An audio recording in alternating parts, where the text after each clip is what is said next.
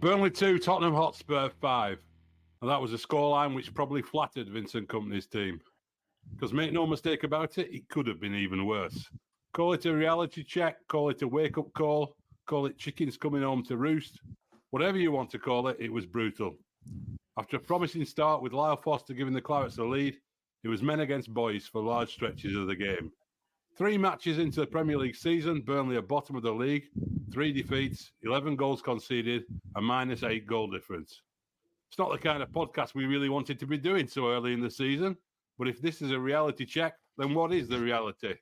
Here to discuss it, Andrew Greaves, Justin Connolly, and Paul Woodhouse. Greavesy, where do we start? I was going to say let's start with the positives because it probably won't last very long. That section. But Foster again. I mean, let's be honest. No, you can't start with the positives after. We got to start somewhere. I think we're gonna. There's plenty of negatives, but let's start with positives. Let's start in chronological order. Foster, who I have said on our WhatsApp group and on this podcast, will come good. He's now 2 goals in 3 games, consecutive games scored, and probably, even though we didn't announce the man of the match yesterday, as is the way when you get a bit of a dick in. I'm presuming Lyle Foster would have been man of the match again from a Burnley point of view. You know, beyond that, Polly Offshore looks good, if a little bit Ian Moore-esque, shall we say. He runs a lot. He's got a bit more quality than Morrow, obviously. Sorry, Ian. And then beyond that, it was literally, I would suggest, and I think you suggested it, Simon, as bad a performance in that second half as we've seen under any manager since at least Brian Laws. I don't think that's been too unkind, is it, guys? Brian Laws' Burnley beat Tottenham at home, as Woody pointed out to me the other day.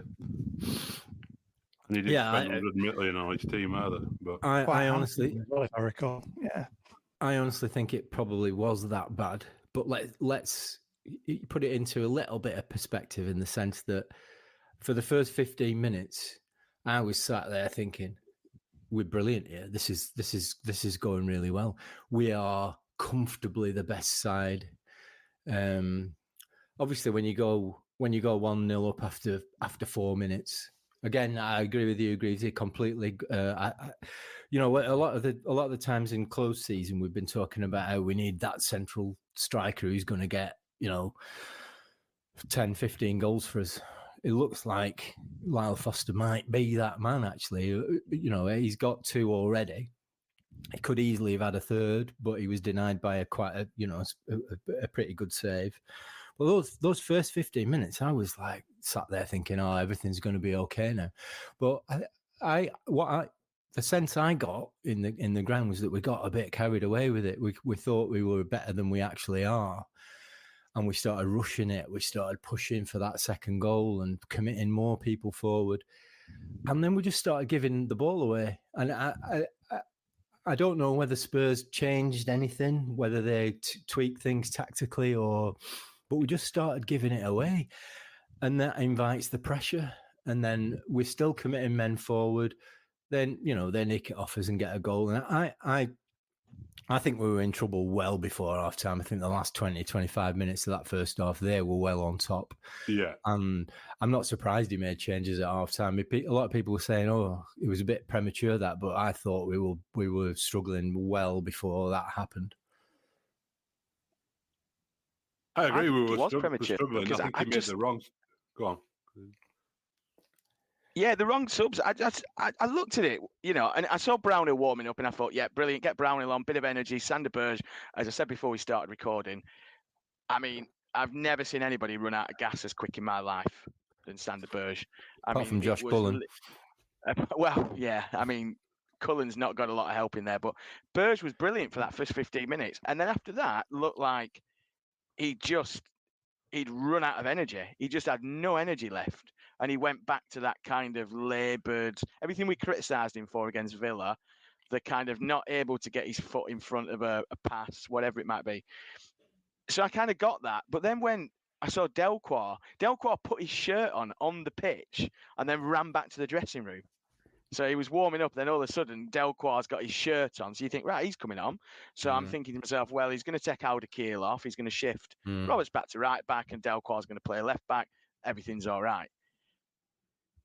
And it didn't. And he just them changes I think took the wind out of the sails. Not that we had much wind in them sails, and we weren't really progressing forward, but we needed a response like we had against Villa. We came out against Villa, got the goal, got it back to 2-1. If we'd have done that against Spurs, we'd have got ourselves on an even keel.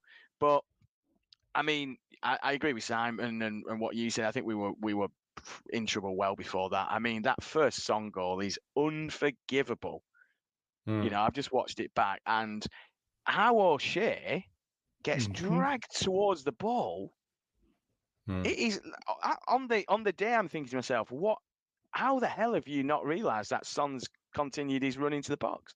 You don't need two defenders going towards Solomon. You know, I just it's inexplicable that as a defender you would commit that kind of amateur. I mean, it's tin pot too, isn't it? I mean, it was just, you know, and there was earlier in that half, or maybe just after that, we're pissing about with the ball at the back, playing it along the back line, and he doesn't know where the byline is. Yeah, and it goes out for a corner, and you think to yourself, stop messing about with it. You know, we're starting about, and then all of a sudden, every time we try and hit that little dink, Trafford hits that little dink over at top to Roberts, and we give the possession away, and you're just not giving yourself a chance. But for me, it kind of showed a distinct lack of confidence in playing that particular style, or they haven't quite got used to the way that they need to be able to play. Trafford still seems to be playing like percentage balls. It got halfway through the first half. We thought, well, we'll try and play keep ball here just by dinking it out to Roberts on the left, and hopefully that coming inside to Berger, and it wasn't working. And then they were pulling us out of shape, and then he was trying to dink it a little bit longer, you know, a little soft long ball to Foster, and that wasn't working. And that's where everything seemed to be compounding and coming straight back.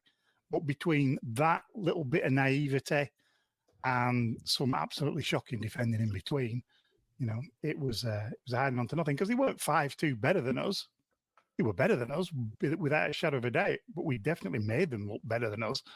You know, just the space given to people. I mean, you know, Son's got all day to take that nice little chip, and it's a lovely finish. But as you said, the defending to just leave him in space. But also even the start of the move, a simple long ball over the top, and that line is so high.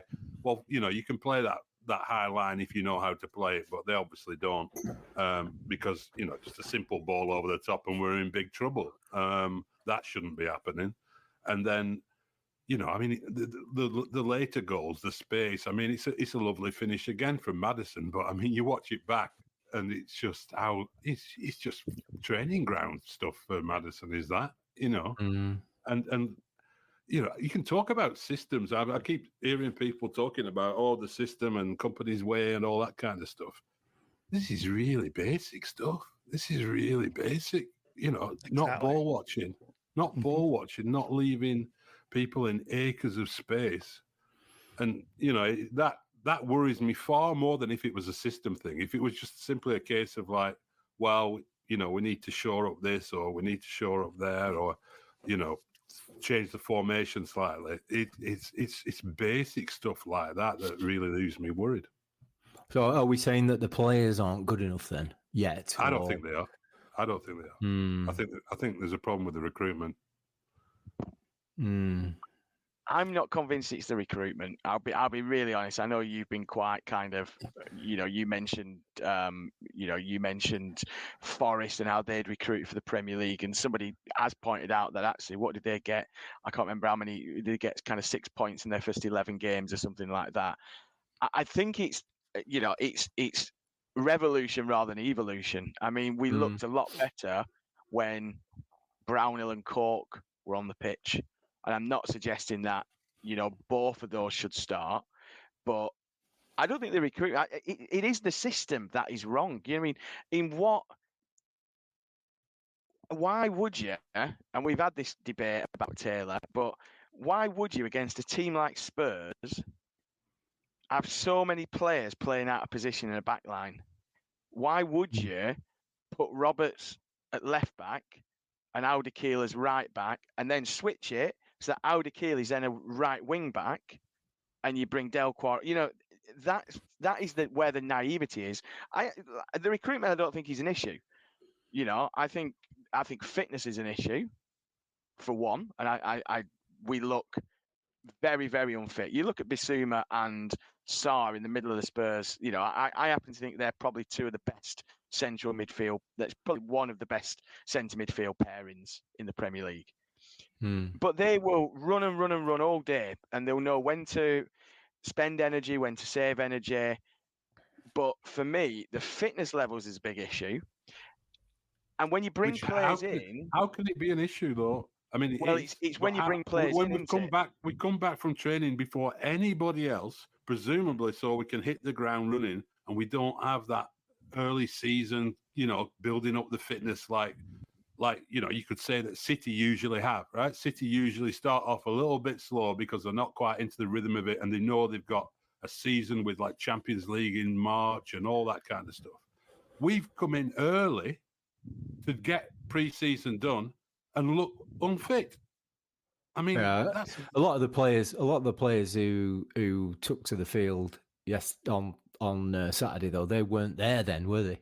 You know, there are a lot of them who've come in since. You know, we're talking about Delquart, Brunlass, and all those sort of new players. They've not had that pre-season with us, have they? So I don't know. To me, it was the big problem was in the middle of the park, fitness wise. I thought I saw Josh Cullen chugging back when there'd been a turnover of play and really not even getting close, not anywhere near, and almost giving up on it, really. I mean, I'm not saying he was giving up. I just don't think he's got the engine or the speed to do that. He needs he's a great player and he's good at what he does, but he needs someone next to him who's gonna do that cover work when we get turned over, especially if we're going to commit so many players forward. It is suicide. That's the problem. It's suicide to play like that. I mean, you know, to just have him and Berge in midfield and then try and play kind of a front three or whatever it is, you've got to sacrifice something. I actually thought first off with Goodmanson, because Goodmanson can drop in and he works hard and he's not, you know, Koleosho, him getting back is a bit of an issue. You know, I think he's a great player going forward. He showed brilliant strength for the goal. He showed a couple of other flashes, but it is that when we were hitting that ball to Foster, I think I saw somewhere won kind of 7 out of 9 of his aerial duels. But the problem is then when you've retreated so far back, you don't have the energy to get up and support Foster that, you know, as a midfield. So the imbalance that we've talked about is there, but it is the decision making. You remember when Mickey Phelan talked about decision making, the Premier League players make better decisions. You know, the top Premier League players make better decisions. And I love Alderkirk, but he was on a hiding to nothing, and nothing he touched went right. It reminds me of me on a Sunday sometimes when I've had, you know, 15 pints the night before and I get up late and I think, shit, I've got 5 aside, or, you know, he literally everything he touched turned to shit. He's not a right back though, is he? Of course he isn't. Exactly. So why is he being asked to do that job? But O'Shea's a right back apparently. Hasn't O'Shea played for West Brom at right back? Not convinced by him either, I have to say. His distribution's not great. Yeah. It's weird. I mean, those little things we pointed out about the City game with the defending, which seemed like nitpicky and harsh at the time because Haaland was such, you know, there were such good finishes from Haaland. But he's done that in every game. You know, that backing away or going to the wrong place, you know, it is decision making. Now, Company says, oh, these are easier to fix than not creating chances. Yeah, I saw that.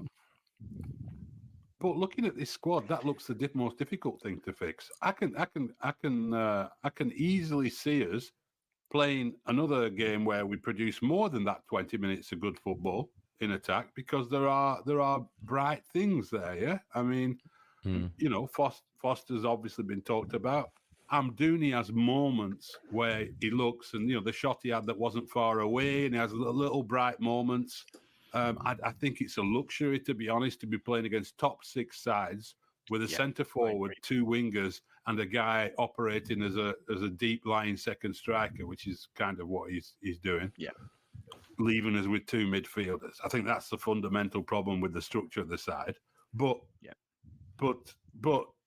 you think, well, I mean, Koleosho is raw. He runs at people. He's got that sort of positive naivety. Everyone keeps using the word naive about Burnley at the moment. But there's a positive naivety in him thinking, I'm just going to run at this guy and see if I can get past him. And half the time he doesn't. But when he does, it can create a goal-scoring opportunity. So that's great. But the defensive side of it, I just don't think they're good enough defenders. And this is where my problem is with the recruitment, and the midfield. I don't think the midfield is good enough. I don't think Josh Cullen at this level is going to be the same player he was in the Championship, the metronome dictating tempo and all the rest of it. He wants to. But I think you can build stuff around that, though. I mean, I think Bear, absolutely, I think he's good enough. But I mean, if Bear was 75% fit on Saturday, I'd be surprised because he did not look fit.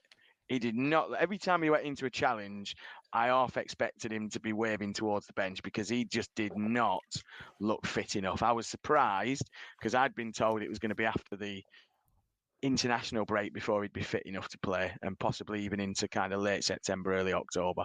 So I fear that we've rushed him back when, again, you could have solved the issue by having Alderkeel and O'Shea at centre-half, playing Charlie Taylor at left-back, and Connor Roberts at right-back.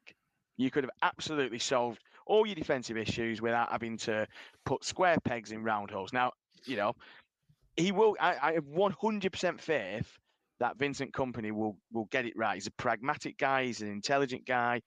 And I'm in no way being critical of what he's trying to do because I think it's the right thing. I think the model's right. And I think once we get into the season and, we've perhaps taken a couple more hide-ins, we will be there or thereabouts and it will come good. The problem we've got is that his team selections at the minute are they're so experimental in their nature that I think that back line is just confusing. I think the players are confused. I mean, there was a point in the second half when Delquar and Roberts went for the same ball, and neither of them really got close to it. And luckily, Delquar got back. There's a confusion there, and I think that comes from the goalkeeper. Let's be honest. For his own good, he probably needs taking out the firing line. He's conceded 11 goals in 3 games, but I don't think there's any confidence in that back 4, 5, 6, if you include the goalkeeper, within themselves. There's this kind of, we're having to play. Them playing it out the back on Saturday reminded me of Blackburn Rovers trying to play it out the back against us at Turf Moor back in November. Ooh. In that they were not good enough to be, not good enough to be, or not confident enough to be good enough at doing it. And that was, that's where John Dahl Thomason's team came unstuck at Turf Moor. Is they were insisting on keep playing out from the back. We saw it with Norwich last season. We've seen it with other teams in the Premier League who come up with that philosophy that they tried to, that they. It's very Norwich. You're right. It's very Norwich 2 years ago. It just feels that it's naivety, which is great. But it's naivety. You can snap out of it. You can kind of go, you know what? We just need to be pragmatic. We just need to, go away and try something different. You can, but when Sam is talking about the recruitment, I don't think he's talking about this, but we are playing a back 4 with 2 players out of position who haven't succeeded in those roles.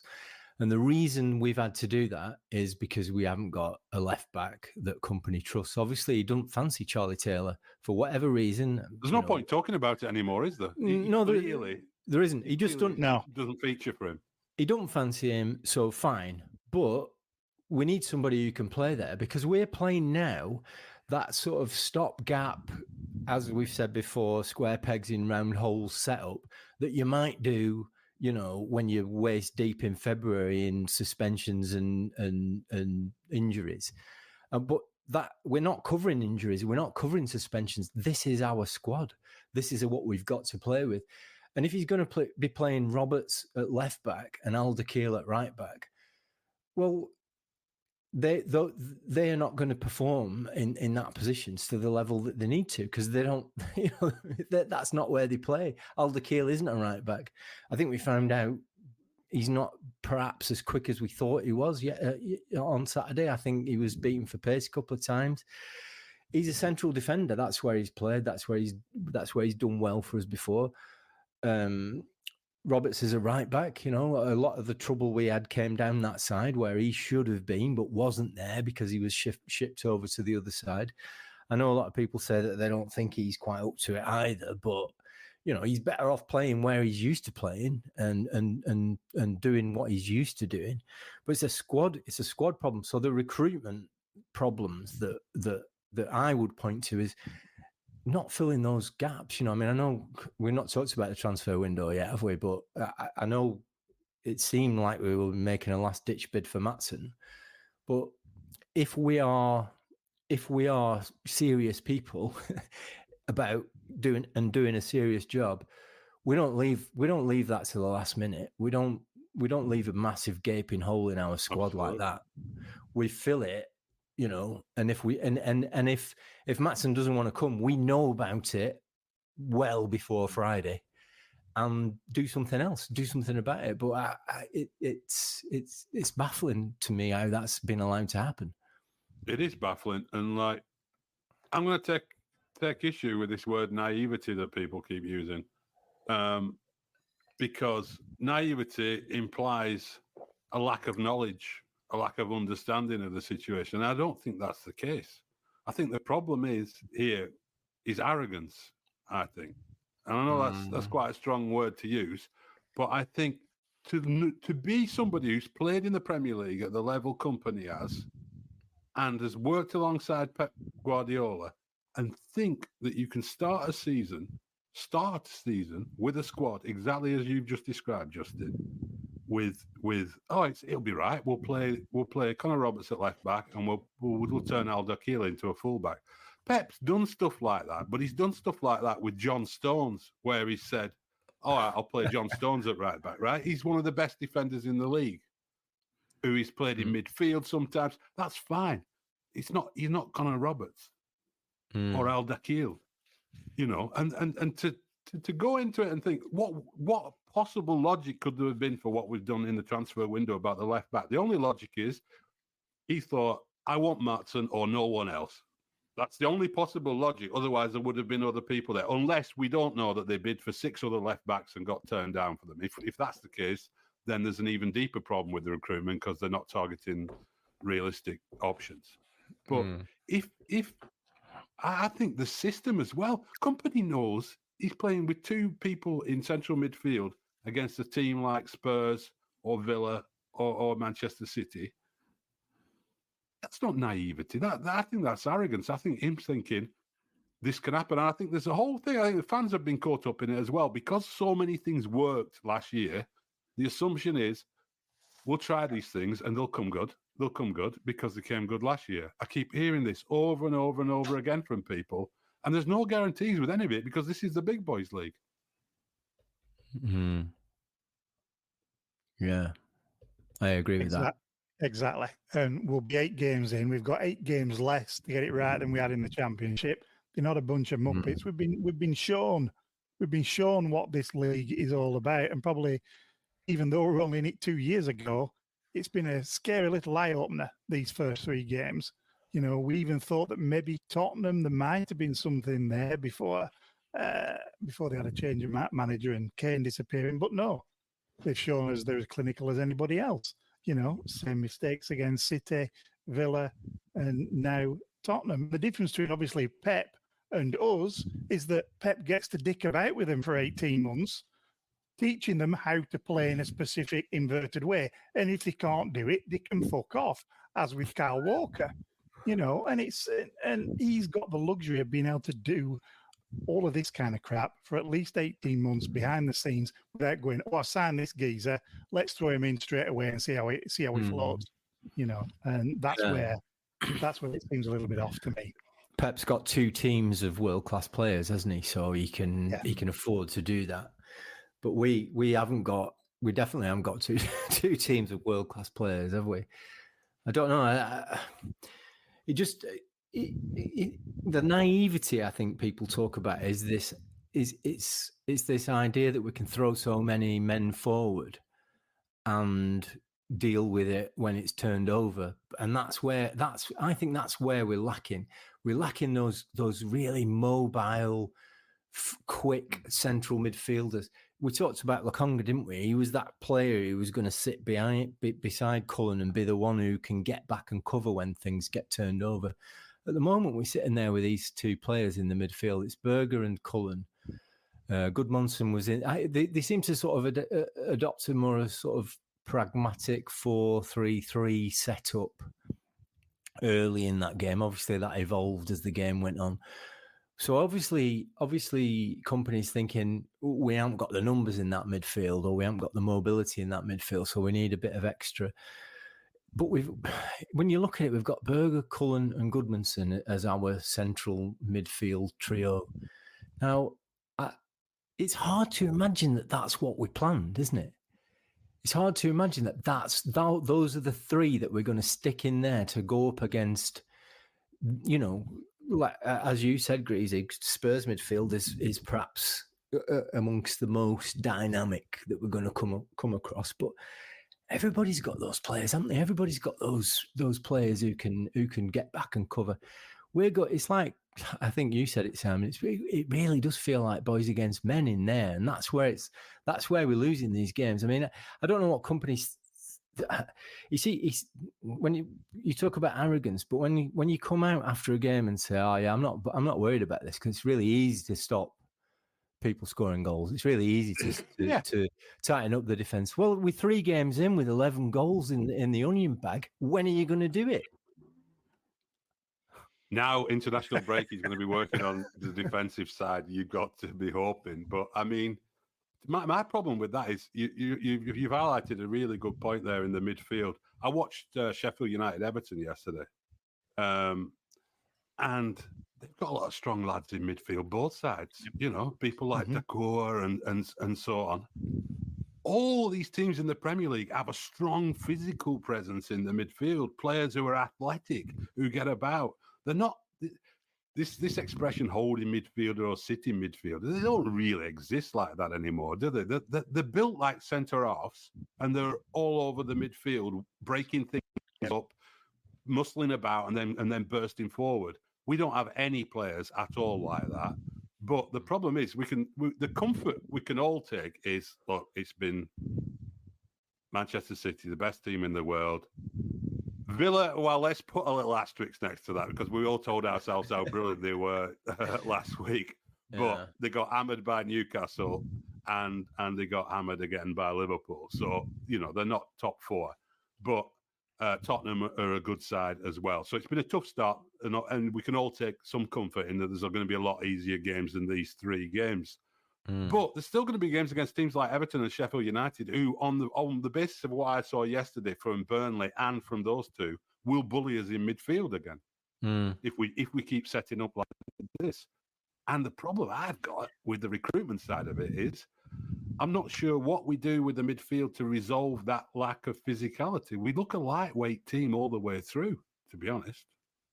I do wonder whether the kind of, the midfield is almost, I think he thinks we're going to be kind of, we're going to be going down the sides. So we're going down the wings, which is where most of our play comes from. We very rarely go through the middle, do we? Let's be honest. Berg's contribution at Forest is probably the only time we've kind of come central through. So I do wonder whether he's kind of thinking, the midfield actually, it wasn't an area that we need. I mean, clearly not with the amount of wingers we signed. But I absolutely agree with you, Simon. I watched the first kind of half of the Everton Sheffield United game, and you look at them and kind of go, you know what, the way we play going forward will absolutely tear teams like that apart. But the problem is that if we play high line against them, they'll take control. Norwoods and things like that will just ping them balls over the top, and bypass that midfield. So I agree, but it again comes down to systems. I think, you stick a Josh Brownhill alongside a Cullen with a third central midfielder, because to play a front four is absolute suicide. I think we all agree. You know, to play two wingers, a number 10 and a striker is suicide. You're not Man United, you know, you're not Man City, sorry. You're not Spurs. You know, so that's how Spurs play, isn't it? They play two City midfielders, then you've got Maddison, you've got Solomon, you've got somebody else, then you've got Son. And it works for them because their two midfielders can just move like crab side to side, break up play, split it up, joining, etc., etc. We've not got that midfield, so we really need a 4-3-2-1 if that's what we're going to be.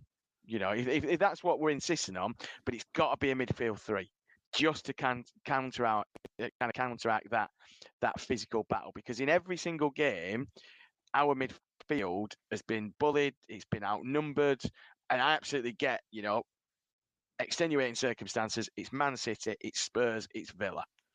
No problem with that, you know, better players, better budgets, etc. But if you're not trying to set yourself up to at least frustrate, like we did under Sean, you know, under Sean Dice, we set up to frustrate sometimes, and it was frustrating. And a mate of mine who's not a Burnley fan says, you just need to be dull. You need to be dull for the next 4 or 5 matches, grind out results, get a point at Forest. You know, that's not going to be easy. Try and get something against United, arguably the easiest of the first 5 fixtures, given how bad they are at times. But not, you know, I'm joking, not a given. You know, but it's about being dull. And you can kind of, somebody went, well, at least we've got Spurs, Villa and City out the way. Yeah, great. We have to go away and play them now. I'd have been a lot happier if we'd have had some weird, you know, run of 3 away games, thinking, well, actually, we've visited the Etihad, Villa Park and Spurs. That's fine. We got them out of the way. But 3 of our 19 home games have now gone. The 4th is against Man United. You know, if you're looking to win your home games or get something positive from your home games and pick up the odd result away, a quarter of the season is almost gone at home, and we've got zip nada so Tell you far. what, we play that high line against Marcus Rashford, we'll be in trouble. Exactly, yeah. And Hoyland came on today. The new lad came on today, and he was starting to bully the Arsenal defence before Arsenal kind of, you know, got their 2 late goals. You know, that's the problem. It's not just the speed; it's a physicality. That's the big problem. You know, at the back, you know, I don't think Ekdal's the quickest, but I think Ekdal's probably one of the strongest of them kind of defenders that we've got at his disposal. You know. But it's just, bare unfit, completely unfit for me. Just wasn't fit enough to play that game yesterday on Saturday. You know, not you know, didn't need to rush him back. We've got a left back who played midweek, was part of a team that kept a clean sheet against a fellow Premier League team, and I grant you, you know, it was close to what Forest might put out, but not exactly. We're just architects of his own misfortune. You know, and we're not. As soon as you start a match, you just kind of go, "What we getting out of this?" Because of the way we're set up. You know, you can't out Spurs because you've not got the players. You can't out Villa because you've not got the players. You can't out City because you've not got the players. You know, that's the problem. You've got to set up with what you've got, and we've got people there. I think what we have got though, and this I mentioned this in the WhatsApp group. We've got pace up front. To me, the squad would lend itself more to a sort of counter-attacking style than this sort of high press, because I know you say we've been bullied in midfield, but to me it's more a question of pace, of being able to keep up with the pace of the game when you get a turnover. If we're committing 5 players forward, they nick the ball. If you've got Josh Cullen is your man to get back and cover that, he's not going to get there. Yeah. He's just not going to get there. So, you know, a back 4, we've got Koleosho is, like we say, a raw talent, but he has produced. He produced on Saturday. That he absolutely skinned that guy, didn't he? And I was thinking that is what we've brought him for that pace. Foster is quick. Foster outpaced a couple of their centre halves a couple of times to get in, and you know, he could have had a second goal. Sit back, you know, we've got we've got a solid group of good defenders. We can, I did think at times on Saturday that when they had a lot of the ball, we did defend in it reminded me of the Sean Dyche days where it was all that last ditch sort of blocks, and they had quite a lot of the ball, and we did manage to keep them out. We can do that and then hit them on the break. No team in the Premier League is going to be comfortable against the kind of pace we've got up front. So why not exploit that and play to that strength rather than expose our weaknesses, which it seems like we're set up to do now, just to sort of say, well, we've not, we haven't got that pace and that dynamism in the middle of the park, so we can't really play that kind of high pressing game, because when it's turned over, it's a chance. It's literally a chance every time. Yeah. It's a turnover. You should not be losing the ball as much as we're losing it without them applying, half the time they're not applying pressure. We're pinging a ball out to Roberts, who's got a guy, 10 yards away from him coming in, and then he's having to turn back because it's on his wrong foot, and we're going back. And then by that point, we're 5 yards from the goal line, and we're going sideways, and we're going sideways again. And like I say, at one point, when the ball went out because O'Shea had lost his position, he weren't sure where the byline was, that should have said to you, you know what, actually, we're faffing about with it far too much across this back line, because all of a sudden Spurs then have 5 players sat within 18 yards of our goal. They've got the 3 forward, the 3 forward midfielders, Bissouma, Andor, Sarr, and Son. And it looks good because you think, oh, look at him, we're dinking it over. But the problem is we're setting ourselves up to lose the ball in our third, and then we're not getting it back. City can do that. I watched United today, and the United goalkeeper, I can't work out whether I'm convinced by him or not, but they play it, and we get this with Muric. You've got to have light and shade. Sometimes you've just got to look, and we talked about it last week. Koleosho, again, he's there, and he's like, right, just hit me. Get me into that grass that I can run into. But instead, because we've not got the confidence, and perhaps because Trafford's range of passing isn't as pinpoint, and when it goes long, we do lose some of that, we're just allowing teams to swamp us. Simon used the word swamped when he was talking about Josh Cullen. That's what it feels like. At times, I had to start looking to make sure Spurs didn't have a 12th man on the pitch, because that's what it looked like. It looked like whatever area of the field we were in, there were always one more player than I could believe was in there from Spurs. And that's because we're making bad decisions after bad decisions. Trying to put it out to Alderweireld right on the byline.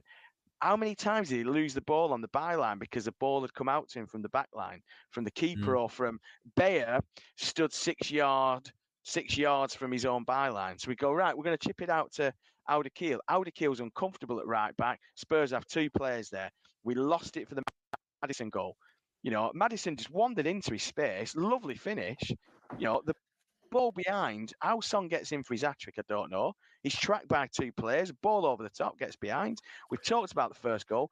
Bayer doesn't arrive back in the 18-yard box until that ball's in the back of the net after Son's lifted it over James Trafford. Again, brilliant finish, but you just cannot continue to give balls away, to play a high line, and to let players get beyond you. You just cannot do it, And it's just, if you're not going to learn from it, you literally, you're setting yourself up every single game. Company talks a lot about setting up to win every game. That's what you go. He's setting up to, well, we've set ourselves up through decision making, through selection, to not even give us a chance of winning a game, let alone actually winning a game of football. It makes you appreciate what Dash did in a certain way, doesn't it? Because he obviously knew, because he wasn't arrogant in that sense, and he wasn't naive. He knew that he was up against better players, 11 better players up against his team every week, and he had to find a way to somehow level the playing field through something. And usually that was organisation and shape and doggedness and work rate and all those sort of things. If we could somehow get that in the back 2/3 of our team and then have that counter-attacking pace that Justin's talking about, then we might have a chance. But the problem is we don't have those kind of players, I don't think. And the team, this is my real worry about this team is, if you can, we went through really bad spells under Daesh and came through them because there were a bunch of lads who'd been together for a few years, knew each other, had a team spirit. The club and the team had an identity, and we don't have that now. I don't think. What I'm afraid of is that the way the heads went down in that second half against Spurs was shocking, and if that is a sign of things to come, that's really worrying because there is no identity to this team. It's a collection of players thrown together. It could easily be an Anderlecht team. It could be a Championship team.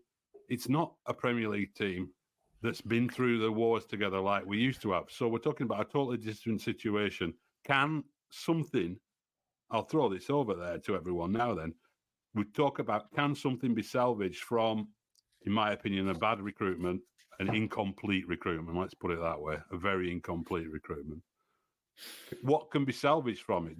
If you're talking about playing 3 players in midfield, who are those 3 then? That's a good question. I don't know. I think Greasy said it before. It's a back to basics situation, isn't it? We need to take stock of where we are and what we're trying to achieve, and we need to shore things up. We need to solidify that back line, puzzle out what is our best defensive situation. We know already from the first 3 games that we have got players who can worry opposition defenders. We have got that, but it's no good. It's no good having those players if you're going to concede 3-5 goals every game. So I think it's a little bit of a rethink on both the sort of formation and the strategy. Like you say, Simon, if we play like we played against Spurs, against United, they're just going to rip us to shreds, aren't they? I don't even really want to think about it. I mean, but I think we'll struggle. I think we'll struggle against most teams in the Premier League playing that way.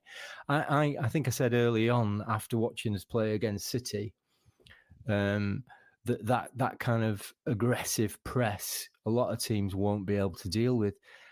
I think a lot of these sort of teams that you think of as being the lesser teams are a lot more sophisticated than they were last time we were in the Premier League. Yeah, and I think that they will see what we're trying to do, and they will develop a strategy to deal with it.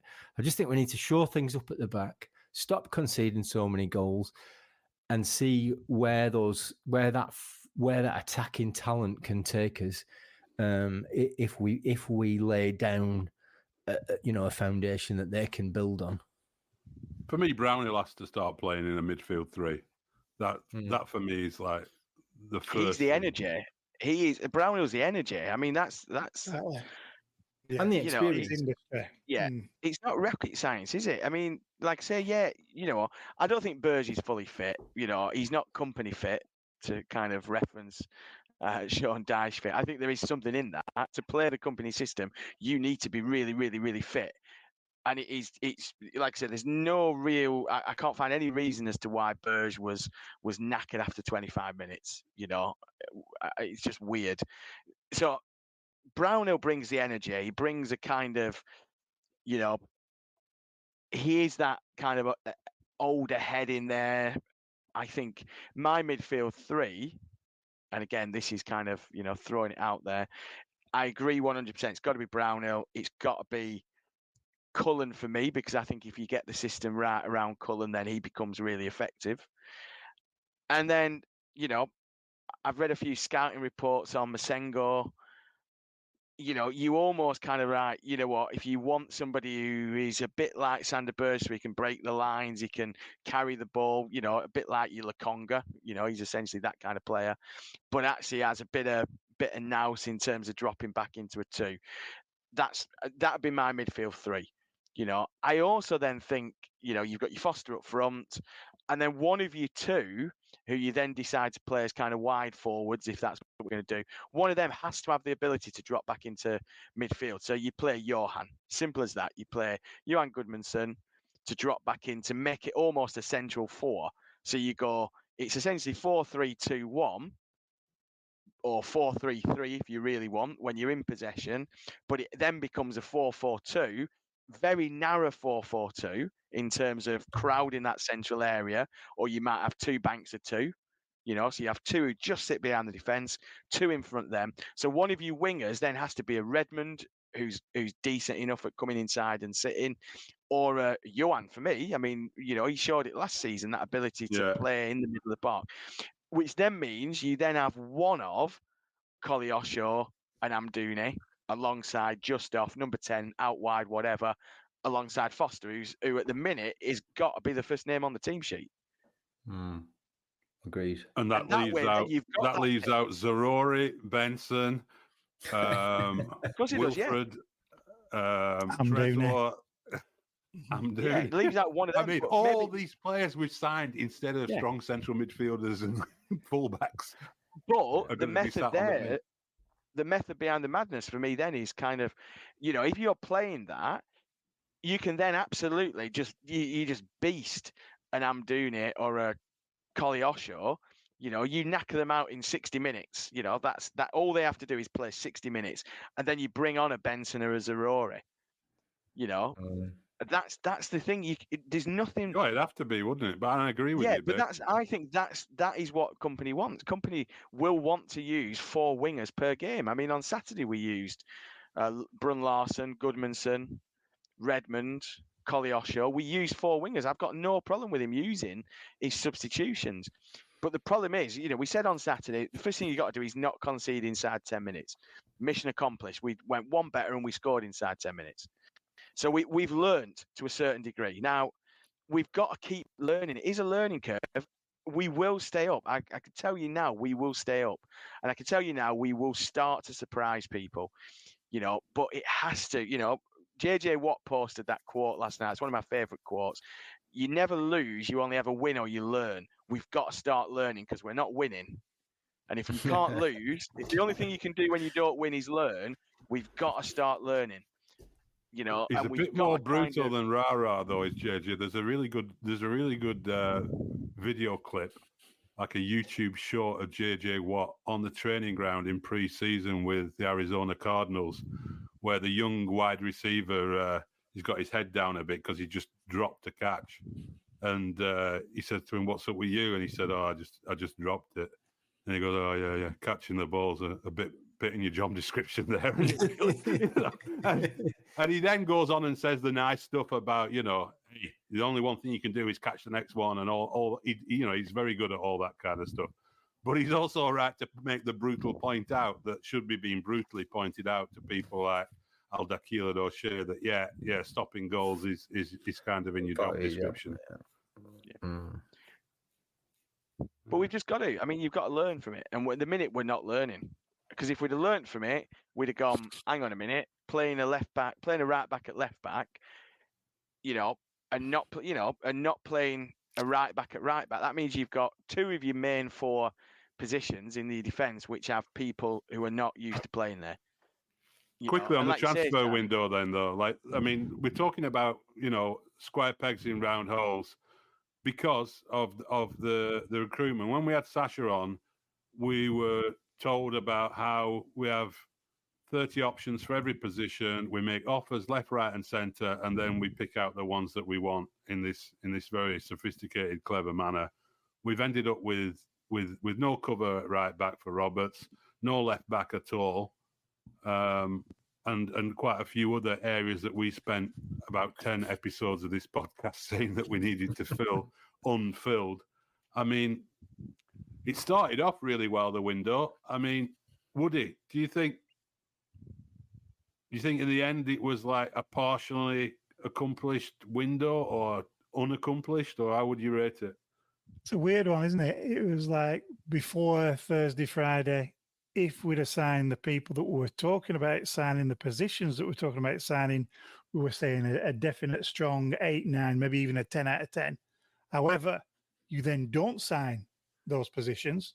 You only bring in Trezor, and you see what he then does the following Saturday, and it takes it down to a 5 or a 6. It's completely changed the outlook of what we've done in the transfer market. You know, either we needed a left back or we fucking didn't. You know, it's either or. And we all kind of know that with the last kind of 120 minutes of football, we've needed a left back and we haven't got a left back. And so whatever Sasha was saying about having 30 additional left backs to go at was obviously bullshit, because this isn't the first time Matsson's actually turned us down. You know, it was just this time on TikTok laughing at us about it. That was the only slight difference this time around. So I really don't know what's going on there, what's happening there, but wherever we're going to drag one from, everybody's going to be out of position, and it's just going to look silly moving forwards. That's that J Watt brutality that you were just talking about. Yeah, I went all American. I do apologise. We can still sign free agents, can't we? There's a few free agents out there that are available that we can still get. I had a look on transfer marked at free agent left backs this morning, actually. Ryan Bertrand. It's not a great list. I was going to say, is Joe Jacobs still alive? Danny Rose is on there. Oh, well, yeah. Maybe. Decent. 34-year-old. Trouble is, most of these players haven't played. I thought Ryan Bertrand, great, didn't play a single game last season. I think Danny Rose. So how fit is he going to be? You know what I mean? But I mean, what I would say about Maatsen is he's been pretty consistent all the way through this transfer window, saying that he wants to stay at Chelsea and fight for his place. You know, and if he's happy getting 12, 30 minutes a game, then fair play to him. He's earned his chance to do that. The video you were referencing, I'm not. A lot of people have taken issue with it. I don't think he's, it is what it is. But it's just that desperate. Would you pay 31.5 million for Ian Maatsen as well? That's the other. Let's not be, that's the other option, isn't it? That's the other question. Would you pay 31.5 million? No, probably not. So that does suggest that and the central midfield slot are the two for me, which we did not address. We thought we had Lokonga, then something happened with that. And we were linked with a few, but we weren't really linked. And, by all accounts, we had a sniff at Calvin Phillips and he turned us down like he's turned down everybody else. We kind of went for Eric Dyer and we had a couple of nibbles at that by all accounts, but Spurs thought that Bayern were going to come in for him, I heard, and they were going to get a much bigger loan fee from Bayern. And if he went to Bayern, they wouldn't have to pay a bonus for seeing out his contract. So, we tried. We definitely tried on that score. But it almost felt kind of with Maatsen that for whatever reason, either the options just disappeared on the last minute or we were strung along by Chelsea and or Maatsen till the last minute, only for them to pull up the drawbridge and say, no, sorry, I'm going to stay at Chelsea. I cannot believe that has happened, because everything I've seen from Maatsen, everything I've seen from Pochettino is that he rates Maatsen and Maatsen wants to stay at Chelsea. And it's just weird that we're in this position. For me, the transfer window is still 6-7 rather than 5-6, because I do think some of the players we've signed, will come good. And maybe Delquar, once he's match fit, will be that left back that we're looking for. But he's going to be a Charlie Taylor-esque left back. He's not going to be a left back who inverts or comes forward. He's going to be your typical 6'2" centre half stroke left back. So why not use Charlie Taylor? And we've come back to Charlie Taylor again, like we keep coming back to Dale Stephens. We have. At which point we should probably say that's enough of that depressing topic, I think. We'll put this one in the books. 5-2 defeat to Tottenham. Let's hope we don't have another podcast like this. Let's hope in the future our podcasts are looking at positives without clutching at straws. And